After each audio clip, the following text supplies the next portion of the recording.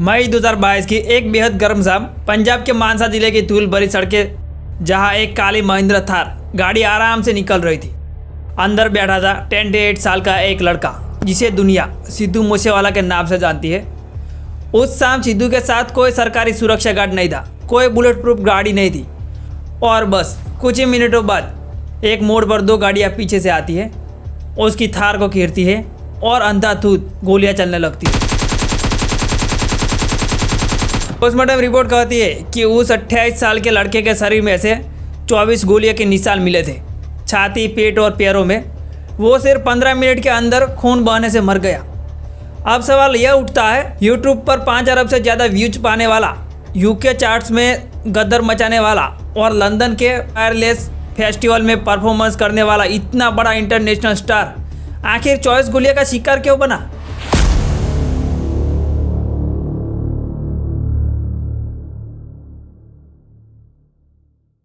पहले समझिए कि सिद्धू सिर्फ गाने नहीं गाता था, वो पंजाबी हिप हॉप का टूपैक शाकुर बनना चाहता था। शुभदीप सिद्धू पंजाब के एक छोटे से गांव का मूसा का लड़का है। 2016 में पढ़ाई करने कनाडा गया और वहीं से उसने अपने संगीत का सफ़र शुरू किया।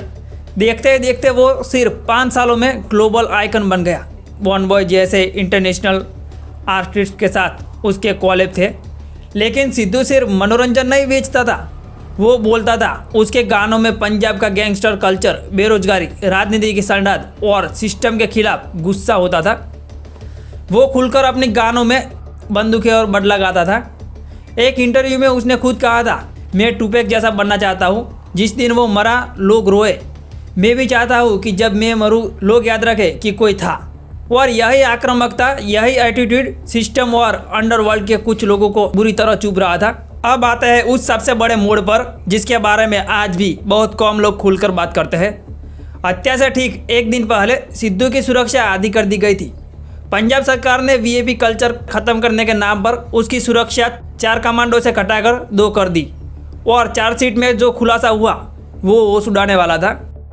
रिपोर्ट के मुताबिक 28 मई को ही, यानी मर्डर से एक दिन पहले, कनाडा में बैठे गैंगस्टर गोल्डी बरार ने अपने शूटरों को मैसेज भेजा था, सरकार ने सिद्धू की सुरक्षा घटा दी है, जल्दी करो और काम निपटा दो। सोचिए, सरकारी आदेश की खबर सिद्धू तक बाद में पहुंची, शूटरों के पास पहले पहुंच चुकी थी। सिद्धू के पिता बलकौर सिंह ने जो एफआईआर दर्ज कराई, उसमें साफ लिखा था कि सिद्धू को काफ़ी समय से लॉरेंस बिश्नोई गैंग से धमकियां और रंगदारी के फ़ोन आ रहे थे। इसी खौफ की वजह से उसने खुद अपने पैसों से बुलेट प्रूफ फॉर्च्यूनर खरीदी थी। लेकिन उस मनहूस शाम वो अपनी पुरानी थार लेकर निकल गया और सुरक्षा गार्ड्स को भी साथ नहीं ले गया। अब सवाल यह है कि एक सिंगर से गैंगस्टर की इतनी कट्टर दुश्मनी क्यों? इसके पीछे मुख्य रूप से 2 बड़ी वजहें थी।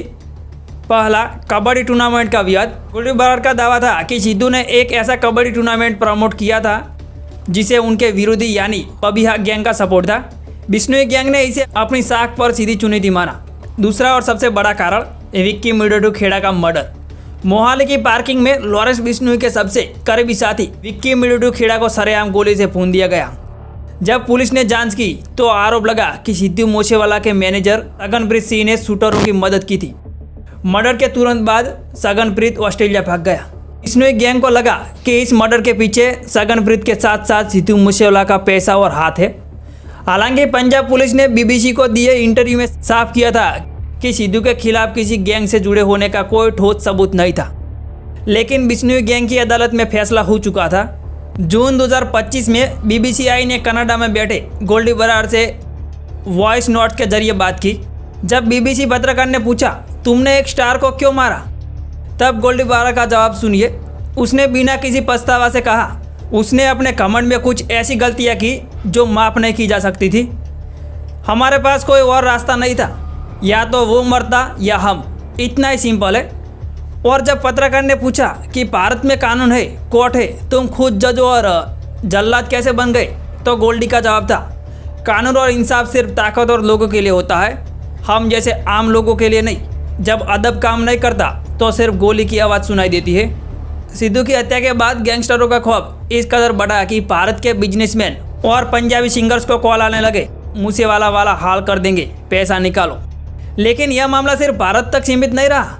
सितंबर 2025 में कनाडा सरकार ने बिश्नोई गैंग को आधिकारिक रूप से आतंकवादी संगठन घोषित कर दिया। has named a criminal group from India as a terrorist entity.